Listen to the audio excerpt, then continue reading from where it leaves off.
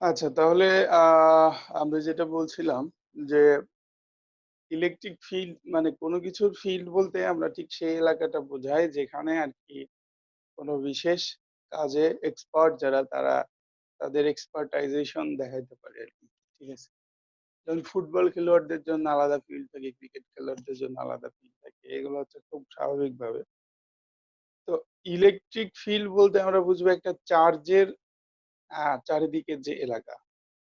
সেই এলাকায় কি হয়? সেই এলাকার মধ্যে আরেকটা চার্জ যদি আসে, হ্যাঁ? সেটা কি করবে? সেটা একটা স্ট্রেস ফিল করবে। স্ট্রেস মানে হচ্ছে চাপ, প্রেশার, বাধা আরকি। ঠিক আছে? তার মানে কি ধরনের স্ট্রেস? আমরা বলছিলাম যে একটা নির্দিষ্ট এলাকার মধ্যে যদি একটা চার্জ আসে তাহলে তার মধ্যে অপর যে চার্জ সেটা কি করবে? ২ ধরনের স্ট্রেস দিতে পারে। একটা হচ্ছে অ্যাট্রাকটিভ, একটা হচ্ছে রিপালসিভ। যদি তারা কি হয় একই রকমের চার্জ হয়, সমধর্মী চার্জ হয় তাহলে তাদের মধ্যে একটা অ্যাট্রাকটিভ ফোর্স কাজ করবে। আর যদি তাদের মধ্যে মানে তারা হচ্ছে কি বিপরীতধর্মী চার্জ হয়, হ্যাঁ? তাহলে তাদের মধ্যে সেটা হচ্ছে রিপালসিভ ফোর্স কাজ করবে।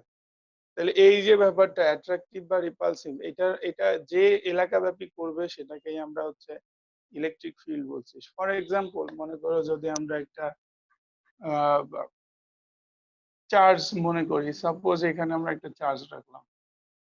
তাহলে এর চারিদিকে একটা নির্দিষ্ট এলাকা থাকবে। ঠিক আছে? অবশ্যই সেটা স্ফেরিক্যাল হবে। স্ফেরিক্যাল আর সার্কুলার তো পার্থক্য বুঝোই। তো স্ফেরিক্যাল হবে উপরে নিচেও থাকবে এরকম। তো এর মধ্যে অন্য একটা চার্জ যদি আমরা নিয়ে আসি সে যে যতটুকু চার্জই হোক, এরা সেম চার্জ অথবা অপোজিট চার্জ যাই হোক, সেটা একটা স্ট্রেস ফিল করবে। সেম চার্জ হলে কি হবে? এটা দূরে চলে যাবে। আর অপোজিট চার্জ হলে এরা কাছে চলে আসবে অ্যাকর্ডিং টু কুলম্বস ল।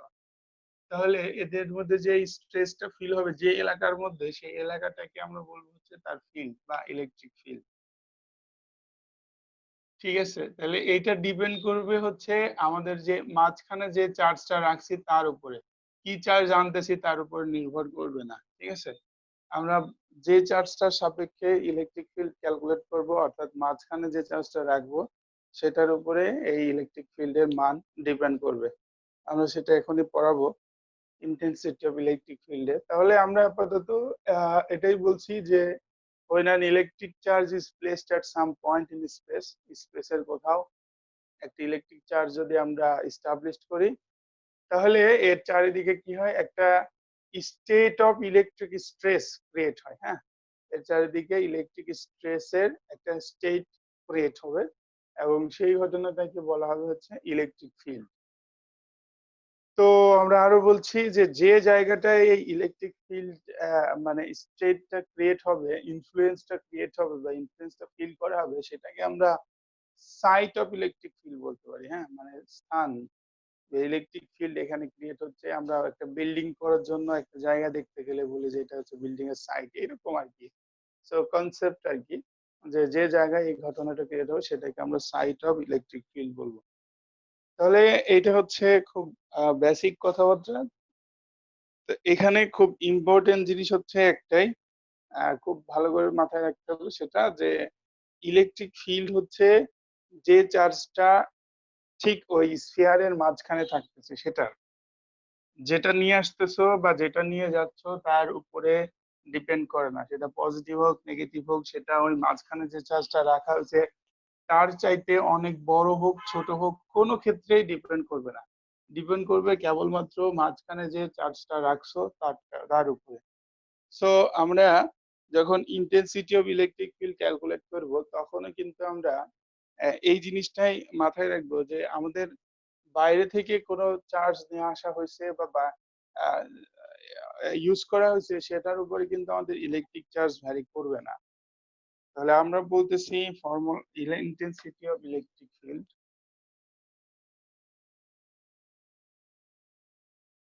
বা তড়িৎ ক্ষেত্রের তীব্রতা অনেক সময় আ তড়িৎ প্রাবল্য বলে থাকি।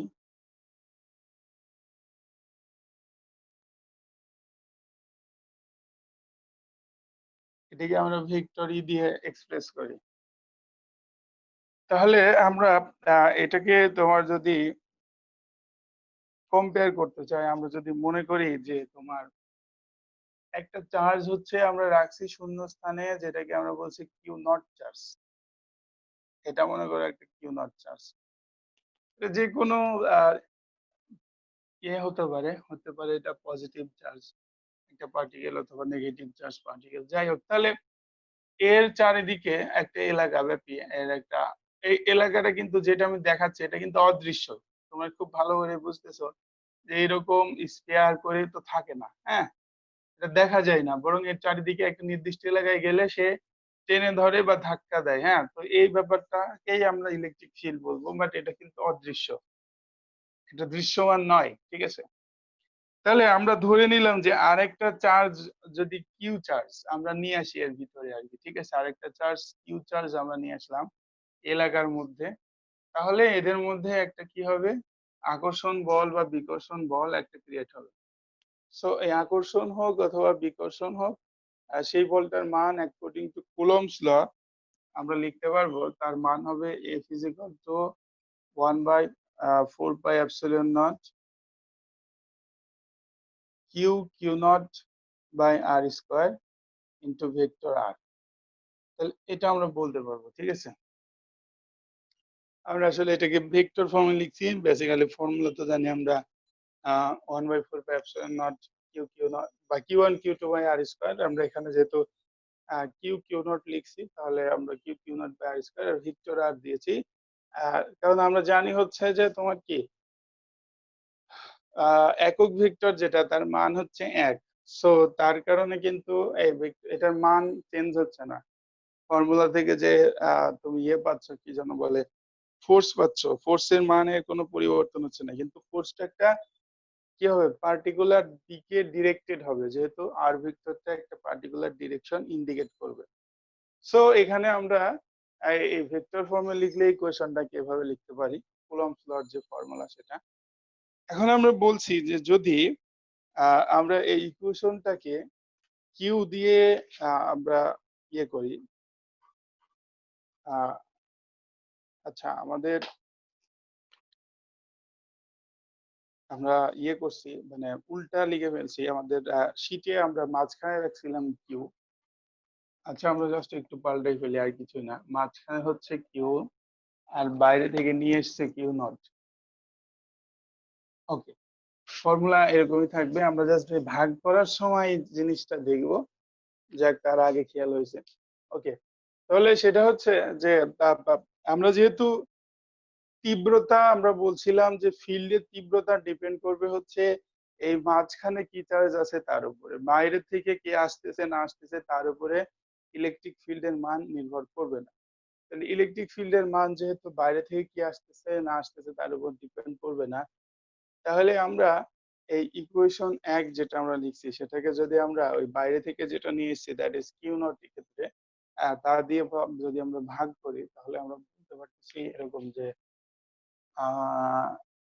f by q naught is equal to 1 by 4 pi epsilon naught q by r square vector r। তো এই যে অংশটা 1 by 4 pi epsilon naught q by r square vector r, এইটাকেই আমরা ভেক্টর ই নাম দিয়েছি আর কি, ঠিক আছে?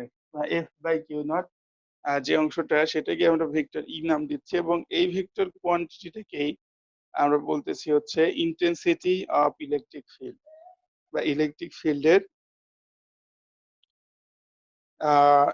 ফিল্ডের তীব্রতা, তড়িৎ ক্ষেত্রের তীব্রতা সেটা বলছি আর কি। তো এখন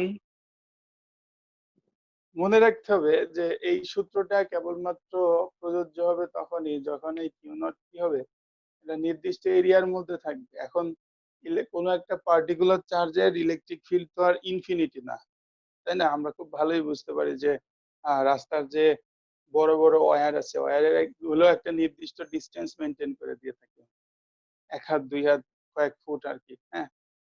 তো এটা ডিপেন্ড করবে তাদের চার্জের উপরে।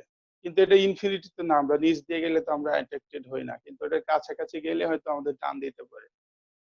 তাহলে এই যে এলাকাটা ব্যাপী এটার ইলেকট্রিক ফিল্ড কাজ করবে, সেটার মধ্যে অবশ্যই কিউ নট কে আসতে হবে, এবং এই রেঞ্জটা আমরা মানে খুব কাছাকাছি বোঝানোর জন্য লিখতে পারি যে কিউ নট টেন্ডস টু 0 আরকি। যেহেতু আমরা ডিফারেন্সিয়েশন এ অলওয়েজ বলে থাকি যে টেন্ডস টু 0 মানে 0 এর খুব কাছাকাছি। মানে ওইটার কাছাকাছি আসলেই এটার কেবলমাত্র এই চার্জের আকর্ষণ বা বিকর্ষণ বলটা সবচেয়ে বেশি ফিল করবে। হ্যাঁ? তো আমরা তাহলে আমরা বলছি যে সো দিস ইকুয়েশন 2 যেটা সেটা কি হবে? be strictly should be strictly under limit q naught tends to 0 এর মধ্যে আরকি। ঠিক আছে? মানে q naught 0 র কাছাকাছি হবে আরকি। মানে মানটা ওই q এর কাছাকাছি থাকবে। সেক্ষেত্রেই কেবলমাত্র আমরা এটাকে দিয়ে তখন এই ইনটেনসিটি অফ ইলেকট্রিক ফিল্ড আমরা এক্সপ্রেস করতে পারবো। এবং আমরা আরো একটা জিনিস বারবার মুখে বলতেছি। তোমাদের কাছে তো আমি আমার এই শীটটা পুরোটাই দিয়ে দিছি। তো যে জিনিসগুলো মুখে বললে আসলে প্রবলেম হবে না বুঝতে, সেগুলো আমি আর লিখি না, লিখবো না। তোমরা ওখান থেকে কথাগুলো একটু দেখে নিবা। সো আমরা তাহলে বারবার বলতেছি যে যেটা ভেক্টর সেটার মান বেসিক্যালি ডিপেন্ড করবে হচ্ছে কিউ এর মানের উপরে। হ্যাঁ, আই রিপিট এগেইন যে এটার মান ডিপেন্ড করবে কিউ এর মানের উপরে। তোমরা ইকুয়েশনটাও দেখতে পারো যে এখানে কিন্তু অনলি কিউ আছে, কিউ নট বলে কিছু নাই। সো কিউ নট কি আনলা বা কি নিয়ে গেলা সেটার উপরে এটার মান নির্ভর করবে না। তাহলে আশা করি যে তোমরা ইন্টেন্সিটি অফ ইলেকট্রিক ফিল্ড যে জিনিসটা সেটা সবাই বুঝতে পারতেছো। আচ্ছা, তাহলে আমরা এরপরে যেটা তাহলে এটা আমরা পড়লাম হচ্ছে intensity of the electric field. এখন আমরা বলছি যে flux of the electric field. ঠিক আছে? তো আমরা পড়াচ্ছি flux flux of the electric field. এটাকে আমরা ফাই দিয়ে এক্সপ্রেস করি। তাহলে আমরা বলতেছি যে আহ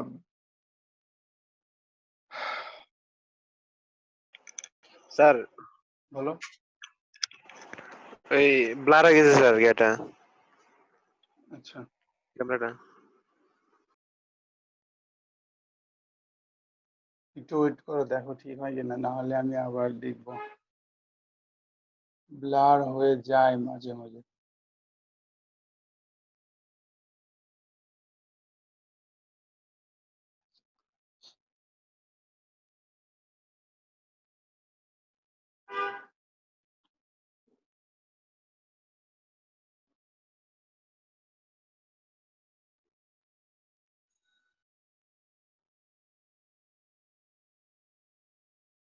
এখনো কি ব্লার আছে না দেখা যাচ্ছে? ঠিক আছে স্যার এখন দেখা যাচ্ছে। একটু ওয়েট করো, অটোমেটিক্যালি ঠিক হয়ে যায়। ওকে, তাহলে আমরা বলতেছি যে flux of the electric field বা ইলেকট্রিক ফিল্ডের যে ফ্লাক্স সেটা। তাহলে আহ এটা আমরা একটা রিলেশন লিখছি যে এভারেজ নরমাল কম্পোনেন্ট। আমরা বলতেছি যে কার average normal component into surface area. আমরা এটা বেসিক্যালি একটা পার্টিকুলার কেস এর জন্য flux of the electric field আমরা ক্যালকুলেট করব একটু পরে। তাহলে এটা আসলে যখন আর প্রবলেম থাকবে না। সো এখন আমি আসলে এই জিনিসটা এত ডিটেইলস আলোচনা না করে জাস্ট ডেফিনিশনটা দিচ্ছি, তারপরে আমরা আলোচনায় চলে যাচ্ছি। তাহলে আমরা বলতেছি যে এই ফ্লাক্সটা আসলে কি বোঝায় সেটা একটু বলতেছি আর কি। ঠিক আছে? তাহলে ফ্লাক্স হচ্ছে বেসিক্যালি একটা পার্টিকুলার এরিয়ার মধ্যে দিয়ে কি পরিমাণ ইলেকট্রিক ফিল্ড প্রবাহিত হচ্ছে বা ফিল্ড লাইন কি পরিমাণ আছে, কম বেশি, এটা অবশ্যই অদৃশ্য। তাহলে এই জিনিসটার মান যেটা, সেটাকে আমরা বলতেছি হচ্ছে ফ্লাক্স। ঠিক আছে? আমি আবার বলি যে একটা পার্টিকুলার এরিয়ার মধ্যে দিয়ে কি পরিমাণ ইলেকট্রিসিটি ফ্লো করতেছে। অর্থাৎ তুমি আরো অন্যভাবে বলতে পারো যে কার ইন্টেন্সিটি অফ ইলেকট্রিক ফিল্ড কত বেশি আর কি, ঠিক আছে, সেটাও ফ্লাক্স দিয়ে বোঝা যায়। ফ্লাক্সের একটা অন্য অর্থ বা সহজভাবে বললে আমরা বলতে পারি যে মানে ঔজ্জ্বল্যতা আর কি, মানে হচ্ছে তোমার কি শাইনি আর কি, ঠিক আছে। তাহলে শাইন কখন বেশি হবে, যখন আর কি ইন্টেন্সিটি বেশি হবে, যখন ইলেকট্রিক ফিল্ডের মান বেশি হবে, যখন আর কি চার্জ গুলো একটা আরেকটার দ্বারা বেশি পরিমাণে অ্যাট্রাক্টেড হবে। হ্যাঁ, তো এই ধরনের ক্ষেত্রে আমাদের এই যে শাইন বা উজ্জ্বলতা বা তীব্রতার যে ব্যাপারটা সেটার মান বেশি হবে। তো এইটা বেসিক্যালি হচ্ছে যে তোমার পার্টিকুলার একটা এরিয়া ইলেকট্রিক ফিল্ডের মান কি পরিমাণ বেশি বা কতটুকু আছে বা কতটুকু দরকার, এই জিনিসগুলো বোঝানোর জন্য যে এককটা ইউজ করা হয় সেটাকে আমরা বলতেছি হচ্ছে যে flux of the electric field phi. তাহলে ফাই ইজ ইকুয়াল টু আমরা বলছি average normal component of the electric field into surface area, যেটা আমরা এটাকে তোমার যদি একটু ডেফিনিশনটা অন্যভাবে লিখি তাহলে আমরা সেটাকে বলতে পারবো যে the flow through an element of surface is just equal to the component of the velocity perpendicular to the surface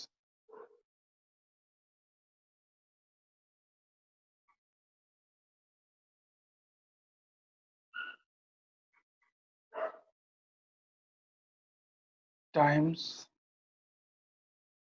the area of the surface। আচ্ছা,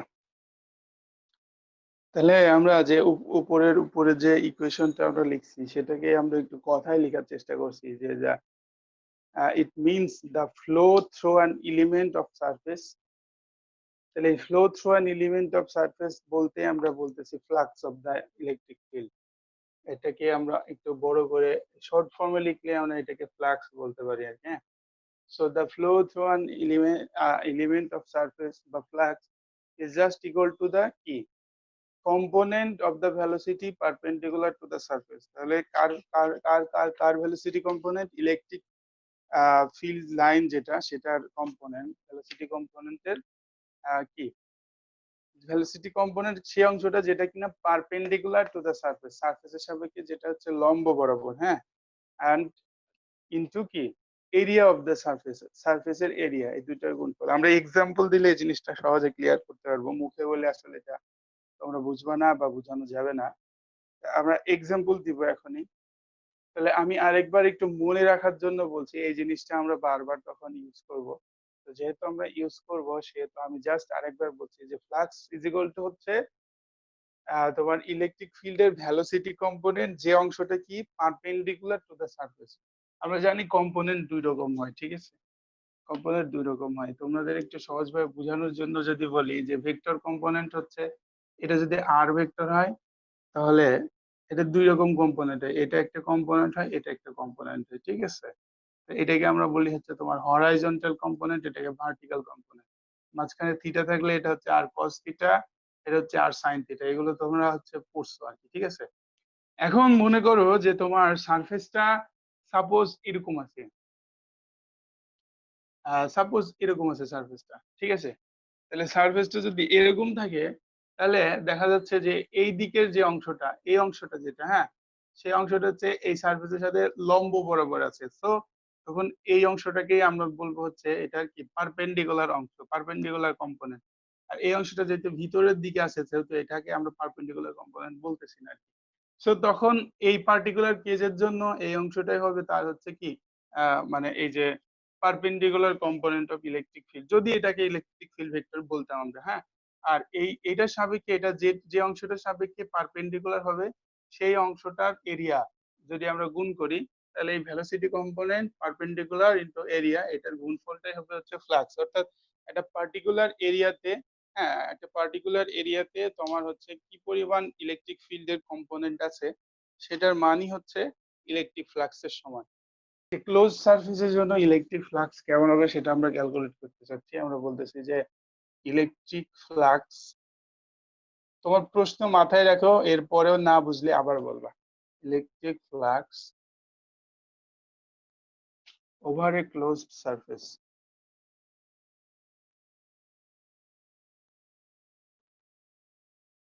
সারফেস, তাহলে আমরা একটা সারফেস, ক্লোজ সারফেস আঁকি যে কোনো রকম, সাপোজ এরকম, তবে ক্লোজ সারফেস, ওপেন সারফেস না আর কি, ঠিক আছে?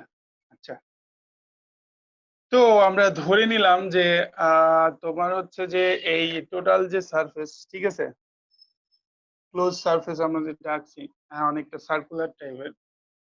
তো এইটার এরিয়া হচ্ছে এস, ধরে নিয়েছি এটার এরিয়া হচ্ছে এস, টোটাল এরিয়া আর কি, ঠিক আছে, এটার এরিয়া হচ্ছে এস। এই টোটাল এরিয়ার মধ্যে আমরা একটা ক্ষুদ্র অংশ ধরছি, ঠিক আছে, ক্ষুদ্র অংশ যেটাকে আমরা ইংরেজিতে আমরা বলে থাকি ইনফাইনিটেসিমাল, মানে ক্ষুদ্র, ক্ষুদ্রাতি ক্ষুদ্র অংশ। এই ক্ষুদ্র যে অংশটা, হ্যাঁ, এই ক্ষুদ্র অংশটার এরিয়া আমরা ধরে নিচ্ছি হচ্ছে ডিএস। আমরা সচরাচর ছোট বোঝাতে ডি ডিফারেন্সিয়েশন ইউজ করি। তো আমরা ধরে নিচ্ছি যে এই ক্ষুদ্র এরিয়া বরাবর ইলেকট্রিক ফিল্ড যেটা, বা ইন্টেন্সিটি অফ ইলেকট্রিক ফিল্ড, সেটা এইদিকে ক্রিয়ার হতো। এটাকে আমরা বলছি ভেক্টর ই, এটা এইদিকে ক্রিয়ার হতো। তাহলে যথারীতি এটার দুইটা কম্পোনেন্ট থাকবে, ঠিক আছে? তো একটা হচ্ছে এদিকে এবং একটা হচ্ছে এদিকে। সো আমরা তখন বুঝাইলাম যে যে অংশটা আসলে এটা তো ভিতরের দিকে আর এটা বাইরের দিকে, আমরা পারপেন্ডিকুলার বলতে কি বুঝি, একটা সারফেসের সাপেক্ষে লম্ব বরাবর বুঝি আর কি, ঠিক আছে? এই উপরের দিকে এইগুলোকে আমরা পারপেন্ডিকুলার বলি আর কি, 90 ডিগ্রি অ্যাঙ্গেল মেনটেন করা যেত একটা সারফেসের সাথে।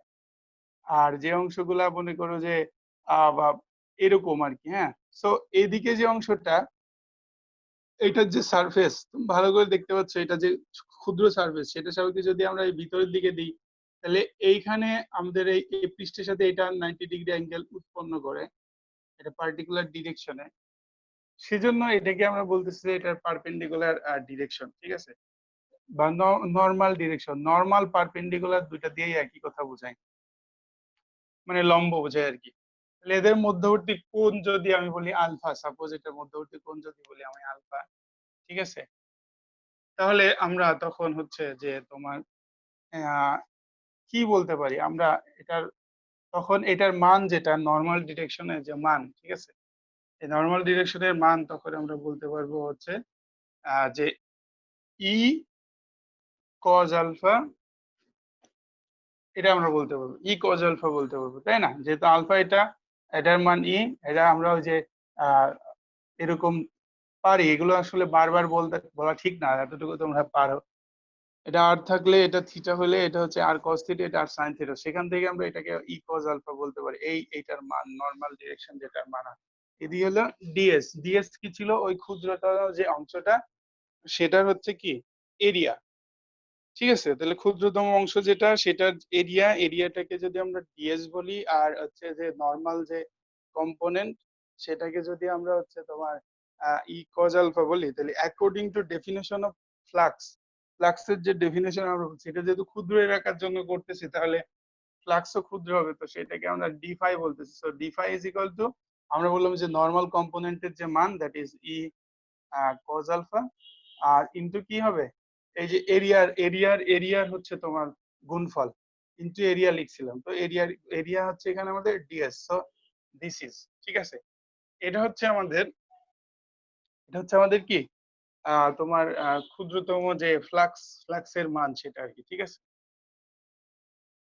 এখন দেখো আমরা এটিকে পার্টিকুলার যে নর্মাল বরাবর যে ডিরেকশন, এই ডিরেকশনটাকে যদি আমরা এন লিখি, এন ডিরেকশন লিখি আর কি, আমরা অনেক সময় লম্ব বরাবর ডিরেকশন বুঝাতে এন বলতাম। একটু মনে করে দেখো, A cross B is equal to আমরা বলতাম A B sine theta N, যেখানে এন ডিরেক্ট করতে হচ্ছে নর্মাল বরাবর, হ্যাঁ, এন মিনস ছিল ওই নর্মালের একটা শর্ট ফর্ম, নরমাল মিন্স লম্ব বরাবর, ঠিক আছে? তার মানে হচ্ছে এই ভেক্টরের মান হবে ওই দুইটা ভেক্টরের লম্ব বরাবর। সেটা বোঝাতে আমরা একক ভেক্টর এন দিতাম আর কি। তোমরা হয়তো ইন্টারে যখন পড়ছো তখন প্রবাবলি বুঝে পড়ছো অথবা বুঝে পড়ো নাই, but I am damn sure যে তোমরা ফর্মুলা পড়ছো যে a cross b is equal two ab sin theta n, এরকম। So n is normal towards normal direction বা লম্ব বরাবর যে ডিরেকশন আর কি, ঠিক আছে? তাহলে দেখো আমরা যে এই যে formula that is E cos theta ds যে অংশটা আর কি, এখানে এই যে ডিএস যে অংশটা, হ্যাঁ, এই ডিএস অংশটা কিন্তু আসলে একটা এরিয়া, সিম্পলি এরিয়া। তো এরিয়াতে হচ্ছে স্কেলার আছে, ঠিক আছে? আমরা একটা পার্টিকুলার ডিরেকশন নিয়ে যখন এটাকে ইনক্লুড করে দিব তখন এটা আসলে ভেক্টর রাশি হয়ে যাবে, ঠিক আছে?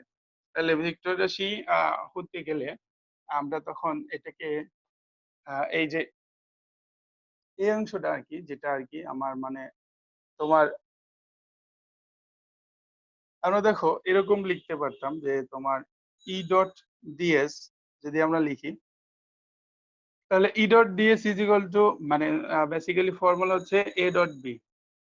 So A dot B is equal to আমরা বলতে পারি এ বি কস থিটা, যদি মাঝখানে কোন থিটা হয় আর কি, ঠিক আছে? সো আমরা দেখতেছি যে এইখানে ডট আকারে যখন লিখবো, ঠিক আছে, তাহলে বেসিক্যালি কি হতে হবে, দুইটাকে ভেক্টর হতে হবে, এটাও ভেক্টর এটাও ভেক্টর। আমি এখন এই অংশটাকে ডট আকারে দেখাতে যাচ্ছি, কিন্তু এখানে একটা অংশ ভেক্টর আছে আর একটা অংশ স্কেলার আছে। তো স্কেলারের সাথে যদি আমি কি করি, একটা ডিরেকশন জুড়ে দেই, তাহলে সেটা ভেক্টর হয়ে যায়, কারণ স্কেলার মিন্স হচ্ছে মান, আর ডিরেকশনে যদি তার সাথে থাকে মান ও দিক দুইটা জিনিস মিলে কি হচ্ছে, ভেক্টর হচ্ছে। তাহলে আমরা এই যে কজ আলফা ডিএস যে অংশটা, কজ আলফা কিন্তু একটা পার্টিকুলার ডিরেকশন ইন্ডিকেট করে। তোমরা খুব ভালো করে বুঝবা যে তোমার হচ্ছে আলফা মানে সাপোজ 90, আলফা একটা ডিগ্রি। সো আলফা হচ্ছে একটা অ্যাঙ্গেল আর কি। তাহলে একটা অরিজিন পয়েন্ট থেকে আলফা মিন্স একটা পার্টিকুলার ডিরেকশনে সে কিন্তু ডিরেকশন ইন্ডিকেট করে, ঠিক আছে? এটা যদি আলফা হয় তাহলে এই যে ডিরেকশন সেটা direction. So cos alpha ds এর পরিবর্তে আমরা লিখতে পারবো এন ডিএস, ঠিক আছে? এন ডিএস আর কি, এরকম। সরি, ডিএস এর মাথায় পরে দিব এন ইন্টু ডিএস। তো এই এন হচ্ছে তোমার যে একক, এটা যে নর্মাল বরাবর ছিল সেটা বুঝাবে, যেহেতু আমরা নর্মাল কম্পোনেন্টটাই নিয়েছি আর কি। তার মানে হচ্ছে কি, তার মানে হচ্ছে যে ডিএস এর সাপেক্ষে এই ই যে অংশটা, ই এবং ডিএস এর যে কম্পোনেন্ট আমরা এখানে ক্যালকুলেট করব সেটা হচ্ছে একটা আরেকটার সাথে হচ্ছে লম্ব বরাবর থাকবে। সো এখন আমরা এই ই ডট এই অংশটাকে এখন আমরা তাহলে সংক্ষেপে লিখতে পারবো ই ডট ডিএস, এরকম করে লিখতে পারবো, ঠিক আছে? এখন এটা এই N into DS is equal two আমাদের হয়ে গেছে ডিএস। যেরকম ভাবে আমরা একক ভেক্টর, মনে করো যে কোন একটা একক ভেক্টর এরকম লিখতাম যে সাপোজ কি যেন বলে, একক vector I A is equal to vector A, এরকম লেখা যায়, এটা এক্স অক্ষ বরাবর এটা আর কি, হ্যাঁ। সো ঠিক সেরকম ভাবে এই অংশটা ছিল স্কেলার এর সাথে একটা ভেক্টর কোয়ান্টিটি গুণ করার মাধ্যমে এটা এখন ভেক্টর হয়ে গেছে। So d phi is equal to, তাহলে আমরা বেসিক্যালি বলতে পারতেছি যে ই ডট ডিএস। আচ্ছা, তাহলে এইখানে হচ্ছে এই ই ডিএস ভেক্টর যেটা, সেটাকে আমরা বলতেছি হচ্ছে একটা ভেক্টর এরিয়া, ঠিক আছে? তো এইটা যদি আমরা বুঝে যাই তাহলে আমরা বাকি বাকি ক্যালকুলেশন করতে পারবো। এখানে কারো কনফিউশন থাকলে আমি ক্ষুদ্র জিনিসগুলো সেভারেল টাইমস বলার চেষ্টা করছি। তারপরেও যদি কারো প্রবলেম থাকে যে স্যার কিভাবে কি হলো, তাহলে একটু বলো, আমি আবার বলি।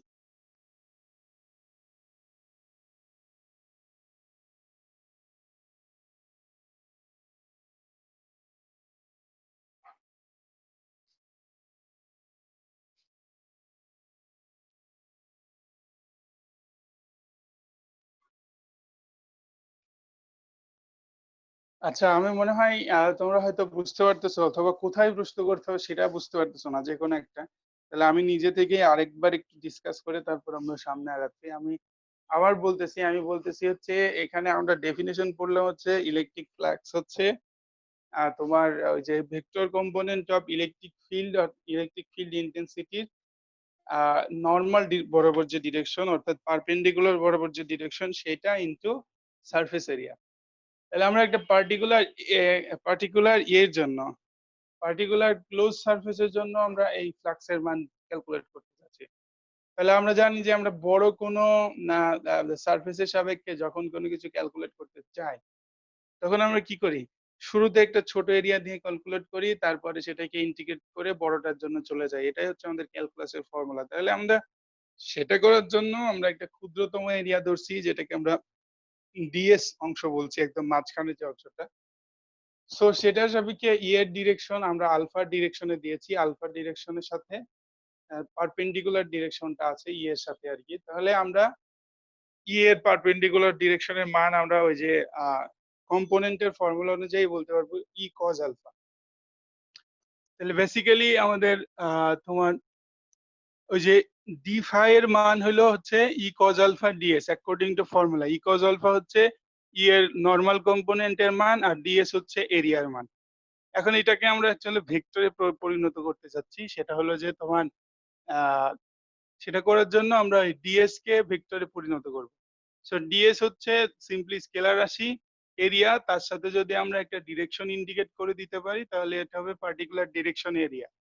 সো সেটা হচ্ছে আমাদের যেহেতু এবং ডিএস পরস্পর নরমালে ছিল, সেজন্য নরমাল ভেক্টরটার মান এখানে ইনপুট করে দিতে পারি আমরা cos আলফা ডিএস এর পরিবর্তে সিম্পলি তোমার ইনডিএস বলতে পারি। হ্যাঁ? সো এনডিএস বলার কারণে আসলে দেখা যাচ্ছে যে আমরা যখন ইডিএস লিখতে পারি, DS is equal two NDS যেখানে আমরা বারবার বলতেছি। তাহলে এই ক্ষেত্রেও আমরা বলতে এভাবেও আমরা বলতে পারি যে তাহলে কি এটার মান হচ্ছে স্কেলার কোনটা? এই যে আ ফ্লাক্স এর মান। কিন্তু আমরা এই যে ফ্লাক্স এর ক্যালকুলেশন করছি আরকি। যতটুকু আমরা এখন পর্যন্ত করছি এটা করছি কেবলমাত্র ওই ডিএস এরিয়ার জন্য। কিন্তু আমাদের উদ্দেশ্য ছিল হচ্ছে এই টোটাল এরিয়ার জন্য ইলেকট্রিক ফ্লাক্স ক্যালকুলেট করা। তাহলে টোটাল এরিয়ার জন্য করতে হলে আমাদের এটাকে কি করতে হবে? ইন্টিগ্রেট করতে হবে। তখন আমরা ফাই পাবো। এখন তো ডি ফাই পাইছি। তাহলে আমরা বলছি যে তাহলে আমরা যদি টোটাল ক্লোজ সারফেস এর জন্য আমরা ইয়ে করি, ক্যালকুলেট করি, তাহলে আমরা তখন সেটাকে বলবো হচ্ছে phi is equal to close surface integral d phi. ঠিক আছে? Is equal to close surface integral E dot ds. তো এটার ক্যালকুলেশন এটার এইগুলোর মানের উপরে ডিপেন্ড করবে। আপাতত সেটা প্রয়োজন নাই। আমরা জাস্ট এটাই আমরা বলছি যে total final result of electric flux over a close surface. মানে ই এর মান ডিএস এর মান আমরা যখন কোনো ম্যাথমেটিক্যাল প্রবলেমে দিয়ে দিব তখন আসলে আমাদের এই মানটা করা যাবে। যদিও আমরা দিব না, কারণ আমরা ক্লোজ সারফেস ইন্টিগ্রাল তোমাদের শিখাই নাই। এটা ম্যাথমেটিক্সে জানি না শিখাই কিনা এতদূর।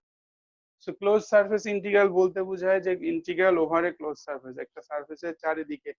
যেহেতু আমরা এটাকে আপার লিমিট লোয়ার লিমিট বলতে পারি না, ঠিক আছে? তোমরা খুব ভালো করে জানো যে একটা জিনিসের লিমিট কখন হয়, যখন সেটা শুরু শেষ থাকে।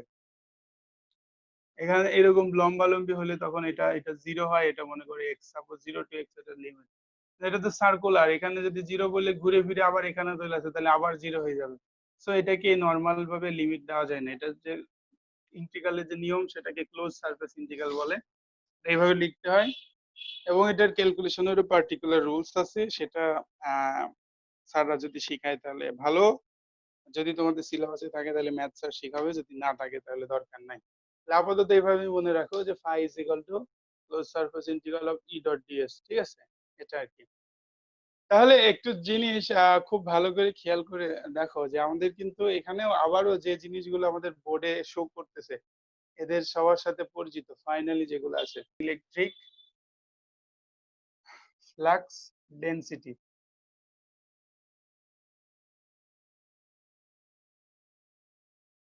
ঠিক আছে? তাহলে আমরা তোমার আমরা ইকুয়েশন আমরা একটা দেখাইছি যে ইন্টেন্সিটি অফ ইলেকট্রিক ফিল্ডের ইকুয়েশন ছিল 1/4 pi epsilon naught Q by R square into vector আর। এরকম আমরা দেখাইছিলাম। তাহলে আমরা এখন বলতেছি যে তোমার এই যে অংশটা, ঠিক আছে? দ্যাট ইজ তোমার এইটাকে আমরা যদি এভাবে লিখতে পারি, আমরা মনে করি যে এপসিলন নট কে এদিকে আনলাম, তাহলে আমরা বলছি epsilon naught E is equal to q by 4 pi r square, হ্যাঁ, ইনটু ভেক্টর আর। এরকম আমরা বলতে পারি। জাস্ট এপসিলন নট থেকে এদিকে আনছি, ঠিক আছে? তাহলে যে অংশটা দাঁড়াইলো, অর্থাৎ এই যে যেটা আসলো যে permittivity of free space into electric field intensity, দুইটা গুণ করলে যেটার মান আসে, ঠিক আছে? এই গুণ করলে যেটার মান আসে সেটাকে আমরা বলি হচ্ছে তোমার ডি। এটাকে আমরা বলি ডি, এবং এটার নামই হচ্ছে ইলেকট্রিক ফ্লাক্স ডেনসিটি। ঠিক আছে? তাহলে আমরা বলতেছি যে তোমার ইলেকট্রিক ফিল্ড ইন্টেন্সিটির সাথে পারমিটিভিটি অফ ফ্রি স্পেস গুণ করলে যে জিনিসটা পাওয়া যায়, পারমিটিভিটি আমার আগের লেকচারটা ঠিক মতো দেখে নিও, আমি পারমিটিভিটি নিয়ে অনেক কথাবার্তা বলছি ওই লেকচারে। So permittivity means to permit আর কি, কোনো পার্টিকুলার একটা মাধ্যম দিয়ে কোনো কিছুকে যাইতে দেওয়ার যে প্রবণতা কম বা বেশি, সেটাকেই হচ্ছে পারমিটিভিটি বলে আর কি। So permittivity of free space মানে শূন্যস্থানের ভেদনযোগ্যতা, বাংলাতে আমরা পড়ছি। সেটার মান যদি ইলেকট্রিক ফিল্ড ইন্টেন্সিটি বা তড়িৎ তীব্রতা, তড়িৎ প্রাবল্যের তীব্রতা বা হ্যাঁ এটার সাথে গুণ করি, তাহলে যে জিনিসটা পাই সেটাকে আমরা বলতেছি হচ্ছে ইলেকট্রিক ফ্লাক্স ডেনসিটি। ঠিক আছে? তাহলে আমরা এটা পরিষ্কার বুঝতে পারতেছি আর কি। তাহলে আমরা একটা জিনিস আবারও জিজ্ঞেস করতেছি তাহলে তোমাদের কাছে, আমরা সেটা আমরা বলতেছি যে তাহলে বলো দেখি যে এই তাহলে আমাদের একবার একদম লাস্ট যে টপিক আলোচনা করার আছে এরকম বেসিক টপিক, সেটাকে আমরা বলতেছি হচ্ছে ফ্লাক্স লাইনস। মানে আমরা আমরা আপনার বাংলাতে সম্ভবত বলছি বলরেখা, তড়িৎ বলরেখা বা এই ধরনের কিছু আর কি।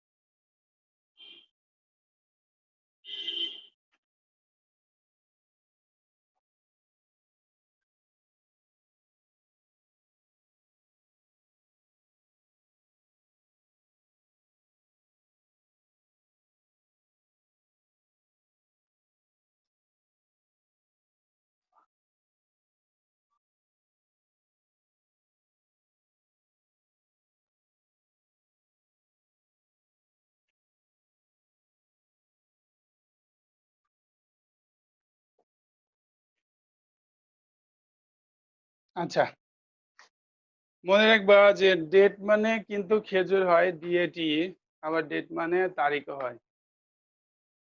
তাহলে কোথায় অ্যাপ্লিকেশন করা লাগতেছে সেটার উপরে ডিপেন্ড করে। যেমন মনে করি আই ডেট যদি বলি, তাহলে আমি তখন তারিখ খাই না, খেজুরই খাই। সো আমি বলতেছি নর্মাল মানে সাধারণ, নর্মাল মানে হচ্ছে লম্বালম্বি ভাবে। তো আমি ভেক্টরে এই এখন ইলেকট্রিক ফিল্ড বা ফ্লাক্সে বারবার নর্মাল শব্দ লিখছি, সাধারণ মনে করো না কখনোই। সো আমরা বলছি যে electric field lines originate on positive charge and on negative charge. তাহলে এই ফিল্ড লাইন গুলো সচরাচর কি হয়, নেগেটিভ চার্জ থেকে পজিটিভ চার্জ থেকে নেগেটিভ চার্জের দিকে ক্রিয়েট হয় বা এরকম ভাবে হয়, সেটা বলছি। Number of lines passing through normal surface, তার মানে কি, যেখানে কোনো চার্জ আছে তার সাপেক্ষে যে লম্বালম্বি যে সারফেস উপরের দিকে আর কি, তার চারিদিকেই তো নর্মাল। যদি একটা সার্কুলার রেখা হয়, তার একটা কি বলে চার্জ হয়, তার চতুর্দিকে যে এরিয়া সবগুলোই তো তার সাপেক্ষে লম্বালম্বি। সো তার চারিদিকে যে কোনো একদিকে লম্বালম্বি যে সারফেস, লম্বালম্বি যে এরিয়া, সেটার মধ্যে দিয়ে যে ফ্লাক্স যায়, যে পরিমাণ ফ্লাক্স যায় ডি যায়, ঠিক আছে? ফ্লাক্স ডেনসিটি আমরা একটু আগে বলছিলাম ডি, তো ফ্লাক্স ডেনসিটি যায় সেটাকেই সেই ফ্লাক্স লাইন গুলো, সেইগুলোকেই আমরা বলি হচ্ছে ফ্লাক্স লাইন। ঠিক আছে? সেই ইন্ডিভিজুয়াল প্রত্যেকটা লাইন কে আমরা বলি ফ্লাক্স লাইন, এবং প্রত্যেকটাই হচ্ছে একটা সার্টেন চার্জের উপরে অ্যাসোসিয়েট করে, সার্টেন চার্জের উপরে ডিপেন্ড করে। এটা একটা পুরোপুরি কনসেপচুয়াল জিনিস, পুরোপুরি ধারণা। ধারণাটাকে আমরা যদি একটু ইলাস্ট্রেট করে দেখাতে চাই, তাহলে আমি একটু বলতেছি। আহ এদিকে একটু মুছে দিই, এমন ইম্পর্টেন্ট কিছু নাই। তো আমরা এরকম বলতেছি যে মনে করো তোমার হচ্ছে সাপোজ এটা একটা চার্জ, ঠিক আছে, এটার উপরে কোনো একটা সারফেস এরিয়া হলো এরকম কিছু একটা সারফেস এরিয়া ধরে নিলাম। তাহলে এখান থেকে এর মধ্যে যে প্রত্যেক সময়ে যে ইলেকট্রিক ফ্লাক্স ডেনসিটি যাচ্ছে আর কি, আমরা মনে করি যে এরকম যাচ্ছে, এরকম কনসেপচুয়াল ঘটনা আর কি, বারবার বলতেছি। এই প্রত্যেকটা ইলেকট্রিক ফ্লাক্স ডেনসিটি যাওয়ার জন্য যে আলাদা আলাদা লাইন আকারে আমরা যে কনসিডার করি, এগুলোকে আমরা ফ্লাক্স লাইন বলি। These are called flux line. এখন বলতে পারো যে স্যার লাইন বলতে আসলে আপনি কি বোঝাচ্ছেন? লাইন বলতে আমি বোঝাচ্ছি যে দেখা গেল যে তোমার যখন ইলেকট্রিক ফ্লাক্সের স্রোত যাচ্ছে আর কি এক জায়গা থেকে একদিক থেকে আরেক দিকে আর কি, একটা পার্টিকুলার ডিরেকশনে একটা পার্টিকুলার এরিয়ার মধ্যে, তখন একটা পিক বরাবর দেখা যাচ্ছে যে আকর্ষণের মান বেশি, তার আশেপাশে আকর্ষণের মান কম, ঠিক আছে? মানে একই এরিয়ার মধ্যে। আচ্ছা আমি এখন পুরোটাই মুছে দিই, আমি এটা বোঝানোর চেষ্টা করি একটু ভালো করে, যেহেতু কনসেপচুয়াল। আচ্ছা তাহলে দেখো একই এরিয়ার মধ্যে মনে করো হচ্ছে যে আমি আগে বলছিলাম এটা হচ্ছে কিউ চার্জ, এর চারিদিকে যে এলাকার মধ্যে আকর্ষণ বিকর্ষণ কাজ করে সেটাকে আমরা বলছি হচ্ছে তোমার ইলেকট্রিক ফিল্ড। এখন দেখা যাচ্ছে যে এইটাও একটা নর্মাল এরিয়া, এইটাও একটা নর্মাল এরিয়া, ঠিক আছে, একই ডিস্টেন্সে আছে, সমান ডিস্টেন্সে, কিন্তু ফ্লাক্স লাইনটা একটা পার্টিকুলার টাইমে এটার মধ্যে দিয়ে বেশি মনে হচ্ছে, একটা পার্টিকুলার টাইম এটার মধ্যে দিয়ে বেশি হচ্ছে। তাহলে তখন যখন এটার মধ্যে দিয়ে বেশি হচ্ছে তখন একসাথে তো চারিদিকে যাওয়ার কথা, কিন্তু এটার মধ্যে দিয়ে বেশি হচ্ছে মানে আমরা ধরে নিই যে তাহলে ফ্লাক্স ডেনসিটিটা ওই পার্টিকুলার সময় এটার মধ্যে দিয়ে একটু বেশি গেছে। এই পার্টিকুলার টাইমে যে একটা পার্টিকুলার এরিয়ার মধ্যে দিয়ে ফ্লাক্স ডেনসিটি যাওয়ার যে ঘটনাটাকে, এই প্রত্যেকবার যাওয়ার যে ব্যাপারটা, এটাকে আমরা ইন্ডিভিজুয়ালি ফ্লাক্স লাইন বলতেছি, ঠিক আছে? অর্থাৎ এটা খুব ক্ষুদ্র সময়ব্যাপী কোনো একটা পার্টিকুলার এরিয়াতে হঠাৎ করে ইন্টেন্সিটির মান বেড়ে যাওয়ার যে ব্যাপারটা, সেই বেড়ে যাওয়ার ঘটনাটাকে আমরা একটা লাইন অফ ইলেকট্রিক ফ্লাক্স বা ফ্লাক্স লাইন হিসাবে কনসিডার করতেছি। অর্থাৎ সেই লাইন বরাবর যখন যে সামনে আসতেছে সে বেশি ইলেকট্রিক ফ্লাক্স পাচ্ছে, যে আশেপাশে আছে সে কম পাচ্ছে, এরকম যে ব্যাপারটা আর কি, ঠিক আছে? তোমরা এটাকে বলতে পারো যে নদীর মানে সমুদ্রের যে ঢেউয়ের সাথে কনসিডার করতে পারো আর কি, ঠিক আছে? যে পানি চারিদিকেই থাকে, কিন্তু দেখা যাচ্ছে যে ঢেউয়ের পিক একটা পার্টিকুলার ডিরেকশনে যখন উঠলো, হয়তো সব জায়গায় যাচ্ছে কিন্তু একসাথে সব জায়গায় যাচ্ছে না, তাই না? তাহলে এই পার্টিকুলার খুব ক্ষুদ্র সময়ব্যাপী এইগুলোকে আমরা লাইন বলতে, মানে ফ্লাক্স বলতে পারি আর কি। হ্যাঁ, দেখো এখানেও পানি ছিল, এখানেও পানি ছিল, এখানেও পানি আছে, এখানেও পানি আছে, ঠিক আছে, কিন্তু এইগুলোতে পিক পাচ্ছে, এইগুলোতে পিক পাচ্ছে না। তো এই পানিগুলো তো কোনো দোষ নাই যে এরা পিক পাচ্ছে না, এরা ক্রাস্ট মানে নিচের অংশটা পাচ্ছে আর কি, ঠিক আছে, ঢেউয়ের ক্ষেত্রে। এই যারা যারা পিক পাচ্ছে এই পিক বরাবর যে ডিরেকশনটাকে সেটাকে আমরা বলছি ফ্লাক্স লাইন, ঠিক আছে? এমন হতে পারে যে একটু পরে যে স্রোতটা আসবে, যে ঢেউটা আসবে সেখানে উল্টা হবে, এখানে নিচু হবে, এখানে উঁচু হবে, হতেই পারে, ঠিক আছে?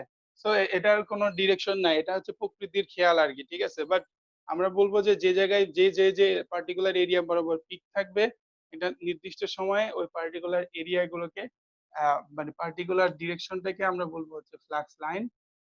এবং এটা একটা ভার্চুয়াল কনসেপ্ট, যেরকম স্ট্রেট লাইন ভাবে দেখানো হয়েছে কোন একটা ইয়ের উপর। তার মানে দাঁড়াইলো যে ঘুরে ফিরে একদম শেষ কথা হলো এটাই, যে কোনো পার্টিকুলার এরিয়াতে ফ্লাক্স লাইনের মান যত বেশি হবে তত কি হবে, ফ্লাক্স ডেনসিটির মান বেশি হবে। ফ্লাক্স ডেনসিটির মান বেশি যত হবে তত কি হবে, ইলেকট্রিক ফ্লাক্সের মান বেশি হবে। ইলেকট্রিক ফ্লাক্সের মান যত বেশি হবে তত কি হবে, ইলেকট্রিক ফিল্ড ইন্টেন্সিটির মান বেশি হবে, দ্যাট ইজ ইলেকট্রিক ফিল্ডও বেশি হবে। তার মানে সবগুলোই বেশি হবে, ঠিক আছে? আর উল্টা, যখন কম হবে তখন সবগুলোই কম হবে।